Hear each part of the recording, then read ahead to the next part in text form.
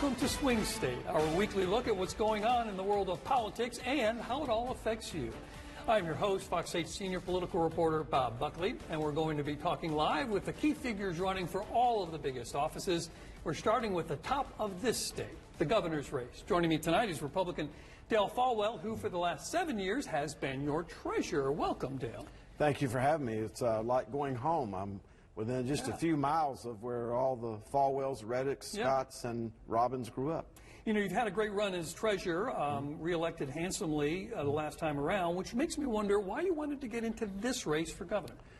Well, the book of Mark talks about getting out of the boat, and we've taken our problem-solving skills, not just the General Assembly, but the Division of Employment Security, but for the last 7 years as keeper of the public purse, and there's still more to fix. And I'm not the most rageful or hateful or the richest person running for governor, but I'm the one that has the reputation of actually attacking problems and not attacking people on behalf of the citizens of North Carolina. All right, so you were born in Raleigh, grew up mostly in Winston-Salem, though, if I remember right. Your mom moved you and your siblings here a bit out of necessity because of your situation with your father. You want to elaborate on that a little bit? Well, like a lot of your viewers, grew up in a single-parent house and at a young age got evicted when we lived in Winston-Salem and had to move over to another part of Winston-Salem. And so I like to describe my situation as poor in resource but rich in opportunity.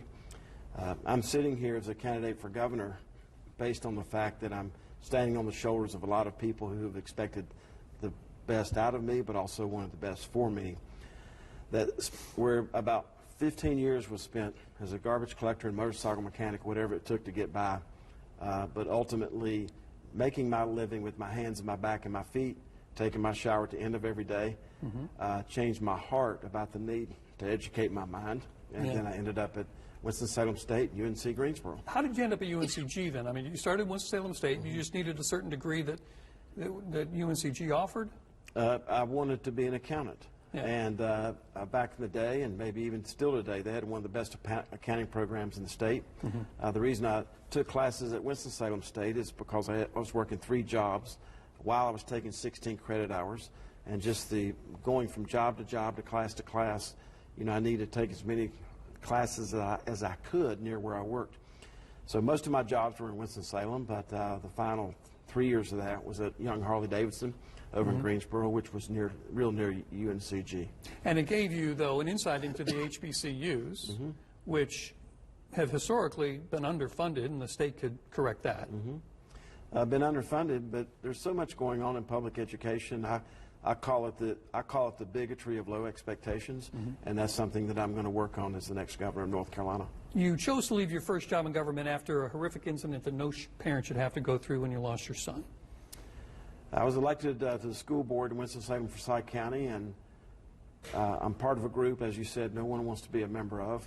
In 1999, in the last week of school, our son Dalton was boarding the school bus in front of our home and was knocked 42 feet out of his shoes by a person from a foreign country who did not know what a stop arm on a school bus was. That changed our lives forever, but it's very difficult to do. You have a lot of viewers who have lost children that maybe no one ever knows about. Right. And I say this as elegantly as I can because a minister said it to me, it all sucketh. It doesn't matter how you lose a child, it's very difficult. But the Bible says when faced with anxiety and uncertainty, our only option is to give more, and that's what Cynthia and I have been doing since that time. And how have your previous jobs set you up to be governor? Because there are not a lot of people whose resume, as you point out, have gas station attendant, trash collector, and financial advisor to Deutsche Bank. That's a spread. Right. But you also have different jobs in government, because you've been treasurer before that, you were in the General Assembly, and as we just talked about, local school board. How does that give you a unique perspective on this job as governor? When I started as a paper boy, I wasn't quite sure that I could do that. I was 10 years old, or working at Cloverdale Shell when I was 12 and a half, or Peace Goods or Mayberry's, or I wasn't quite sure I could do these jobs. I've never felt more prepared to be the governor of North Carolina based on these experiences that I've had in local and state government of actually listening, acting, and fixing. And if you think about it, that's what ties it back to motorcycle mechanicking. That's what motorcycle mechanics do. They listen, they act, and they fix. And it's not enough just to fight. It's not enough just to spew rage and hatred. Eventually, somebody has to fix these things, and the governor is responsible for the Board of Elections, DOT, DMV, DHHS, foster care, mental health. So many touch points for your viewers comes back to the cabinet that reports directly to the governor, because the root word of governor is to govern. And that's what I intend to do. The history, though, of the state is the voters like to elect one party to run the assembly and another party to run the governorship. They sort of like that split government. Is that going to be an issue? I think that the reason that is that we have counterfeit conservatives in this state. People, as they're applying for a job, and you know, my opponent will not show up for a job interview, by the way. Talking about Mark Robinson, Yeah. the leader in the polls. Yeah, will not show up for its job or a job interview. But when they're applying for these jobs, they point the mirror out towards your viewers. But then the night they get elected, they point the mirror back toward themselves, and they forget about what they told folks. So at the end of the day, what makes me uniquely qualified to do this is to understand that there is a responsibility to always have a loyalty and duty of care. Have you run into situations where you didn't agree with the people running the General Assembly, Phil Berger in the Senate, and up until recently Tim Moore in the House? Do you find that there are times you have to break from them? Sure. Senator Tillis has not endorsed me. Senator Berger has not endorsed me. You have to ask them why they did that, but I think it's because my reputation is that I ask a lot of questions.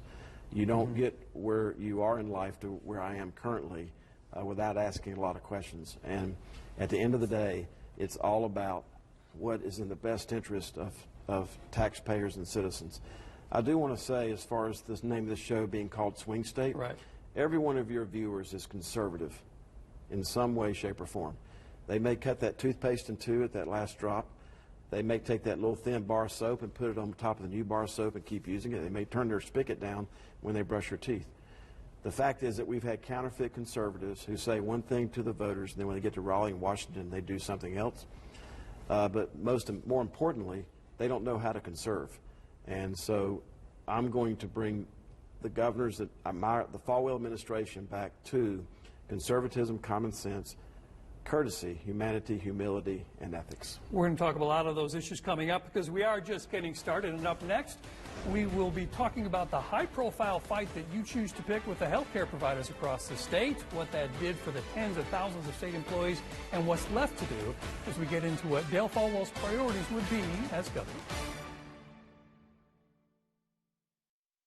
Of course, all anyone has been talking about today, FanDuel is heading to North Carolina. I'm pumped. Let's go, North Carolina. America's #1 sportsbook is coming to North Carolina on March 11th. When accidents happen, trustworthy repairs are essential. Toyota of Greensboro is Greensboro's only Toyota certified collision center. We guarantee top quality repairs for a safe and swift return to the road. Our team will assist you with paperwork, communicate with your insurance company, and get the answers you need. Toyota rental cars available right here on site. Toyota of Greensboro Collision Center. Free estimates, lifetime warranty on all repairs. Take my Toyota to Toyota of Greensboro Collision. Low-key, GTCC is kind of underrated. The faculty here has just blown me away. Everyone's really nice, super helpful, learning to see what it is that I enjoy the most in school and what it is I never want to touch again. I'm very fortunate to be able to go to GTCC. I honestly think I'd be a very stressed freshman.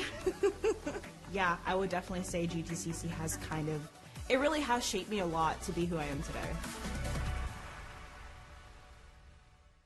At Randolph Community College, we know each student's needs and goals are as unique as the students themselves. We are proud to offer programs and classes that meet your demands while meeting our demanding standards of affordable, high-quality education. You can start your career in high-demand fields like accounting, IT, agribusiness technology, automation engineering, or collision repair. There are many options to fit your interest and talents. Scan the code and discover a one-of-a-kind college truly focused on your success. There aren't enough words to express how I feel about Emerald Green and Miguel. Anytime I have a question or a concern, I call Miguel He comes out personally, checks my yard, tells me what needs to be done. They trim my shrubbery, they put mulch out, they make recommendations of what I could do for my flowers. I just want to thank Miguel, and I want to thank Emerald Green for everything that they do to make my yard look as good as it does. Don't just make it green, make it emerald green. Of course, all anyone has been talking about today, FanDuel is heading to North Carolina. I'm pumped. Let's go, North Carolina. America's #1 sportsbook is coming to North Carolina on March 11th.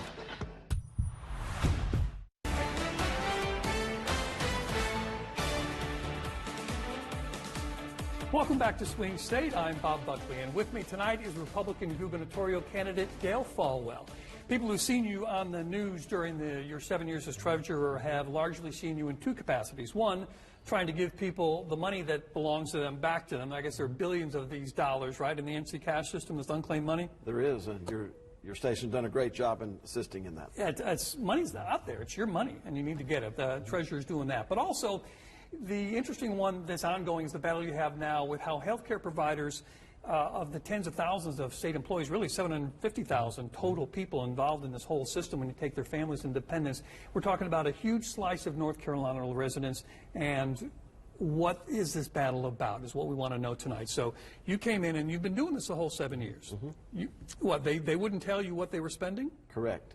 I brought for your viewers, because I'm known for my props, this is the price list that UNC Healthcare sent to me as the state treasurer of what healthcare cost.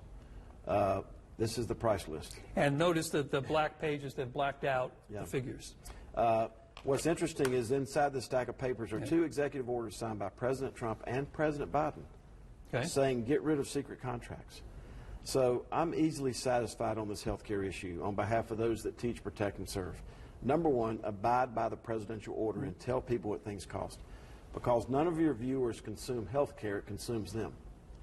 Number two is to give people a bill so they can determine if they had a tonsillectomy or an appendectomy. And as a former stutterer, I can tell you those are two tough words to use in a sentence.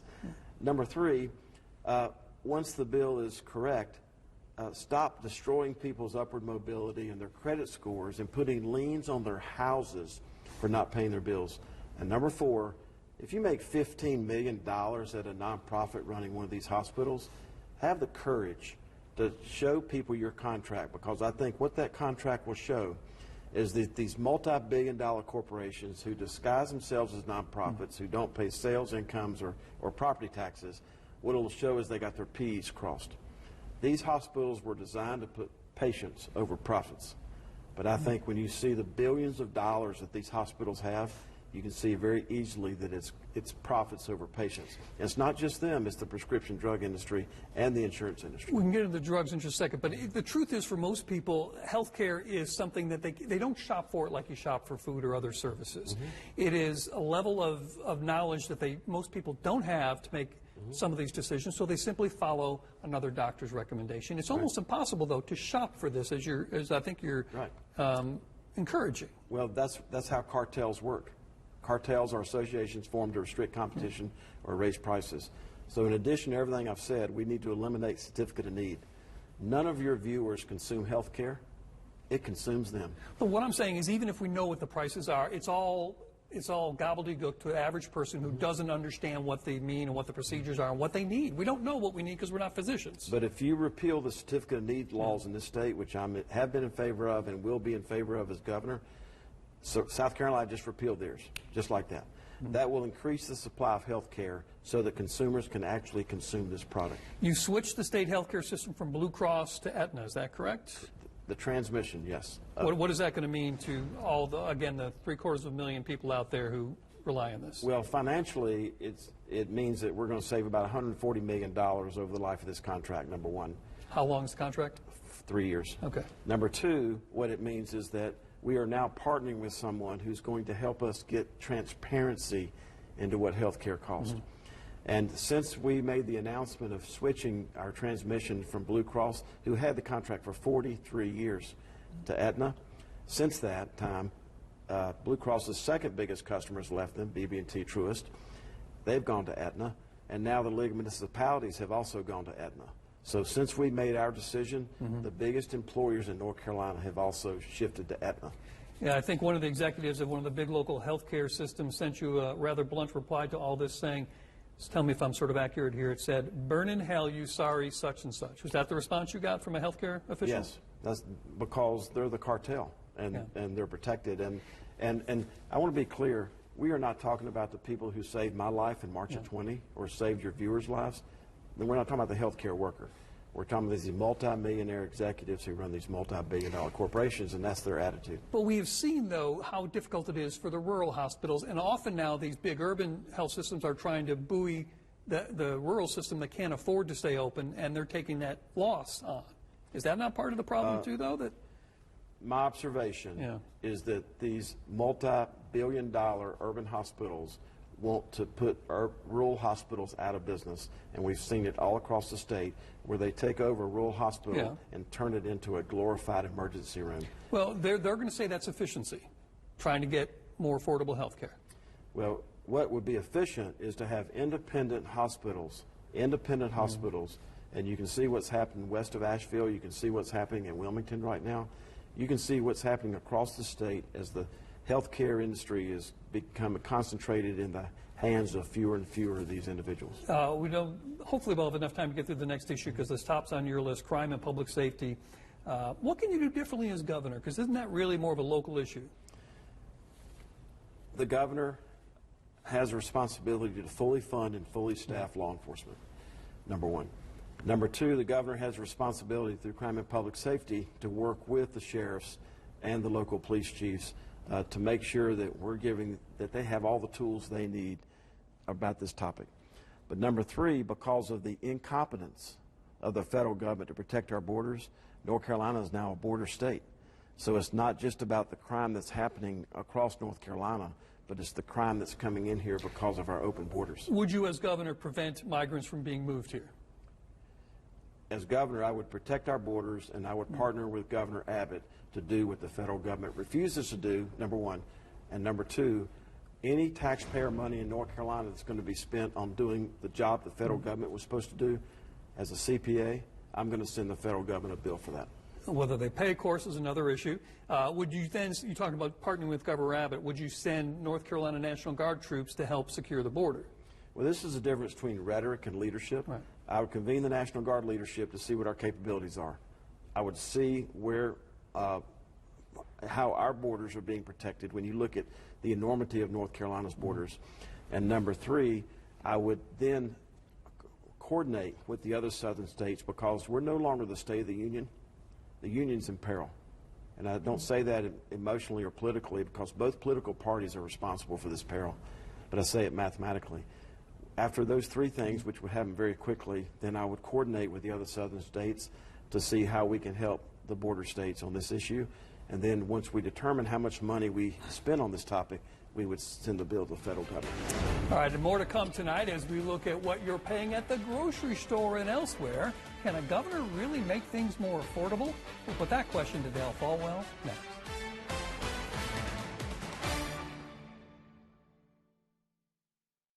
I'm Addison McDowell, and folks ask, why'd President Trump endorse our campaign for Congress? It's simple. I'm the only one that's never run for office before, and I'm from here and proud of it. And the next congressman from North Carolina's 6th District, Addison McDowell. He's such an incredible guy. He's going to be strong on the border. He's going to be great with our military, our vets. He's going to be great in every way. So go with Addison. He has my complete and total endorsement. I'm Addison McDowell, and I approve this message. Plain chicken. Again? Kiki Palmer? Listen, Suze, HelloFresh makes eating better exciting. Smells good. 'Cause it is good. How long were you in the fridge? A long, long time. When winter weather strikes, stay safe and informed with Fox 8 Max Weather. Get the latest school and business closings and delays, continuously updated around the clock. The Fox 8 Max Weather closings and delays are sponsored by Duderman Law Group. Why sell your car at WeBuyAnyCar.com? Because selling it yourself means dealing with... Okay, I'll give you half now. Okay, and this. This is mine. Don't suffer selling your car on your own. Visit WeBuyAnyCar.com to see what your car's worth. We make it easy. Get in, get out, and get paid at a fair price. Nice. Get your free online valuation now at WeBuyAnyCar.com. Unexpected home emergencies are a headache. But at Eanes, we have you covered with same-day solutions. Whether you need heating, cooling, plumbing, or electrical services, our certified techs are here 24/7 to solve all the issues you didn't see coming. Plus, we offer industry-leading warranties, special offers, and flexible financing options. Call or schedule online today. Step back in time with a visit to Gibsonville Antiques and Collectibles. With over 18,000 square feet of unique finds, glassware, furniture, art, model trains, and everything in between. You'll find it all at Gibsonville Antiques and Collectibles, behind the Red Caboose in downtown Gibsonville. This is how it feels to live purposefully, to live gracefully. When you have a health partner who doesn't just treat part of you, they care for all of you. That's why more people prefer Atrium Health, because unrivaled care is easier, more accessible, and more complete than ever before. Because the only way to be your best self is with your best health. That's what it means to live meaningfully, to live joyfully, to live fully. Diana Kroll, Tour 2024. February 28th at Stephen Tanger Center for the Performing Arts. Diana Kroll. A special evening of music. Reserved seats on sale now at tangercenter.com.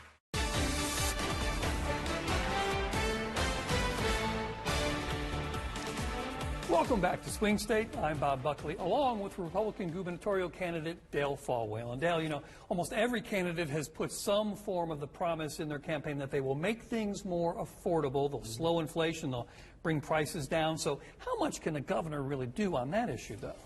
Well, this is something I've actually done as a legislator in terms of focusing on saving lives, minds, and money, and as the state treasurer.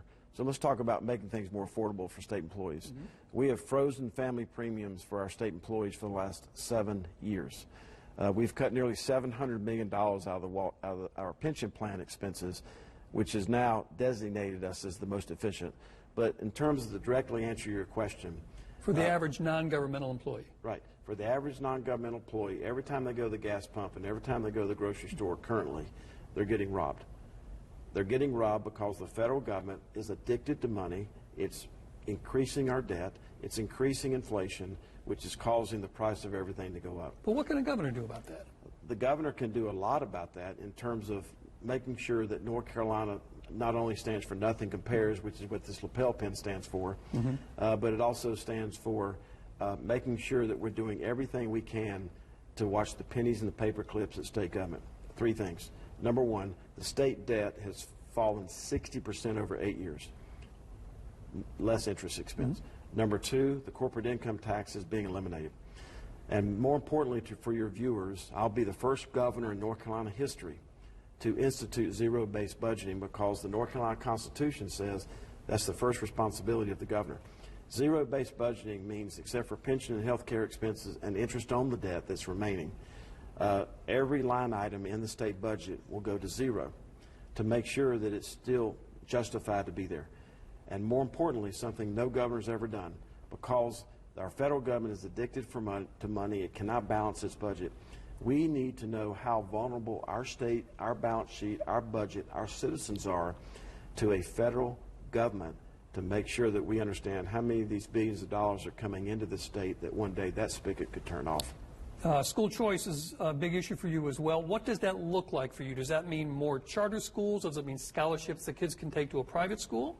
What that means is letting parents be parents, number 1. Also what that means is that no matter where these tax dollars are going, no matter where they're going, they should be held to the same level of accountability that any other school district is held to. So transparency and accountability as far as these tax dollars, but most importantly, let parents be parents. You know, one thing that people never talk about with COVID, it put sunshine on parents' frustration with what was or was not happening in public schools. The public school establishment will claim, though, that these charters and some of these other in the private schools don't have the same accountability. I am in favor of every single school or student that's getting any public money at all being held to the same standards. Uniform standards across schools. But, you know, it's tougher for some of these charter schools that take the more difficult cases, too, though. They'll say that it's harder for us to meet those standards because we have the tough cases. Let me move on, though, because I've got one other thing I want to hit on, and that is your party seems to be splitting in two factions. There's a Trump-backed faction, and then there's the rest of the faction, which people might associate with more center-right conservatives like Pat McCrory, Jim Martin, former governors, Tom Tillis, the senator. Do you see that? Is that going to be trouble for Republicans? Well, what I see is the Republican Party is in peril in North Carolina. We're not the number one party or number 2 party. We're the number 3 party. The majority of voters, the majority of your viewers are not associated with either political party. Right, but they tend to vote with one or the other. That's right. But the fact is that I will be the leader of the Republican Party who understands the plan of organization, who understands the North Carolina Constitution, and who actually governs and explains conservatism in a way that doesn't offend people. At the end of the day, at the Treasurer's office, we're in the check delivery business, in addition to everything you've talked about. But being in the check delivery business means that there's no Democrat, Republican, unaffiliated money at the Treasurer's office, or black and white, or male, female. It's all green. People just want their problems solved at the end of the day. And that's what my reputation is, and that's why I look forward to being the governor of North Carolina. Can you say that you would support whoever the Republican nominee is? And I assume you'd hope whoever, if you're the nominee, you would hope they would. Would you support whoever the nominee is for the Republican Party? I'm going to support myself because I will be the nominee. Okay. But in addition to that, our party has to return back to conservatism, common sense, courtesy, which means answering your phones at state government, humility, humanity, and ethics. And that's why I'm in this race. That's why I got out of the boat as being the state treasurer to run for governor, and that's what I am promising the voters of North Carolina. And when they come back 4 years later, they'll say, we're glad we handed our car keys to the state government to Dale Folwell because it was not repossessed and it came back in better working condition than when we left it. All right, Dale, thank you very much. That is our show for tonight. We hope you join us each week at this time. We'll have the latest on the most important issues affecting your lives and hear from the candidates and the elected officials in the middle of it all. Thanks for watching. One final note tonight. We take our role as your fiduciary very seriously. It's the job of journalists like me to ask the questions for voters who may not have the time nor the access to these candidates that we have. Well, these first 2 weeks of swing state, we've had Republican candidates for governor, and the likely Democratic nominee, Attorney General Josh Stein, has agreed to come on after the primary. And that leaves one big name not on the list, Republican Lieutenant Governor Mark Robinson. We had meetings with Robinson's team and laid out our desire to give him equal airtime on this program. And during our first meetings, they said it was something they very much wanted to do. We told them they could come record the show at any time on any day. We would accommodate their schedule. At first, the response was positive, but eventually we were told we can't make it work. We're not making a judgment on Robinson's choice to not come on our program, but we felt that you should be fully informed on it. Thanks for watching, and we'll see you next week.